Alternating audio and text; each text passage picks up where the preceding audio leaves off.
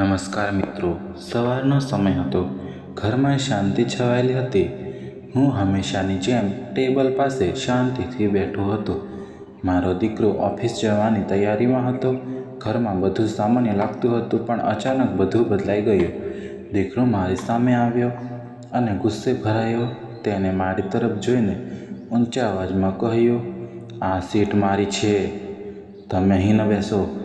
હું એક ક્ષણ માટે ચોંકી ગયો. મને વિશ્વાસ જ ન આવ્યો કે આ મારો દીકરો છે, જેણે મને જ ઉછેર્યો હતો. એ જ આજે મને ઠપકો આપી રહ્યો છે. ઘરમાં વહુ અને બાળકો પણ ઊભા હતા. બધાની સામે મને શરમ આવે. મારા દિલમાં દુઃખની લહેર ફરી વળી. હું ધીમે ધીમે ઊભો થયો અને કોઈ જવાબ આપ્યા વગર પાછળ હટ્યો. મારું મન અંદરથી તૂટી ગયું. હું મારા રૂમમાં જઈને શાંતિથી બેસી ગયો. યાદો મને આંખો સામે આવવા લાગી.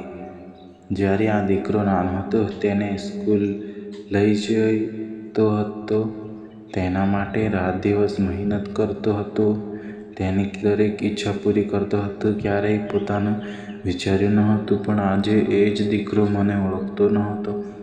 આંખોમાંથી આંસુઓ વહેવા લાગ્યા, પણ મેં કોઈને દેખાવા દીધા નહીં. સાંજ પડી ગઈ. ઘરમાં ફરી શાંતિ હતી. કોઈએ મારી સાથે વાત પણ ન કરી શકતું. મને સમજાઈ ગયું કે હવે હું ભાર બની ગયો છું. રાતે હું એકલો જમ્યો. કોઈએ પૂછ્યું પણ નહીં. તે રાત મારી માટે સૌથી લાંબી હતી. હું આખી રાત વિચારમાં ડૂબેલો રહ્યો. પછી એક મોટો નિર્ણય લીધો. સવારે વહેલી ઉઠીને હું તૈયાર થયો. ઘરમાં કોઈને જાણ કર્યા વગર બહાર નીકળી ગયો. મારું મન ભારે હતું, પણ દિલ મજબૂત બનાવી હું સીધો બેંક ગયો. મારા બધા પૈસા તપાસ્યા અને એક નિર્ણય કર્યો. હું આ ઘર છોડીશ. હવે કોઈ પર નિર્ભર નહીં રહું.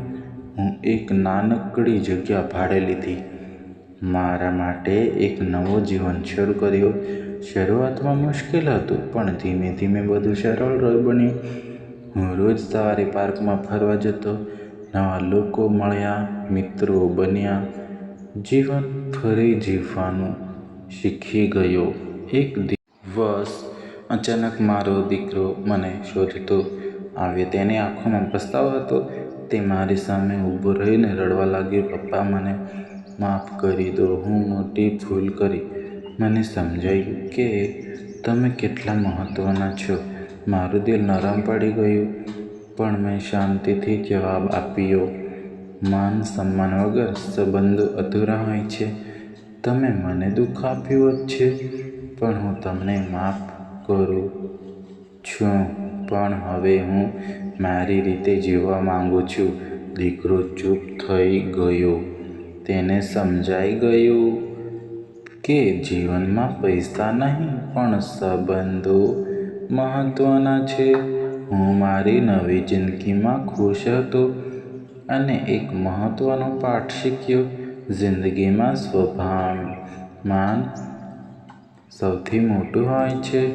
જો મિત્રો આ કહાની તમને યોગ્ય લાગે તો લાઈક, સબસ્ક્રાઈબ કરવાનું ભૂલતા નહીં.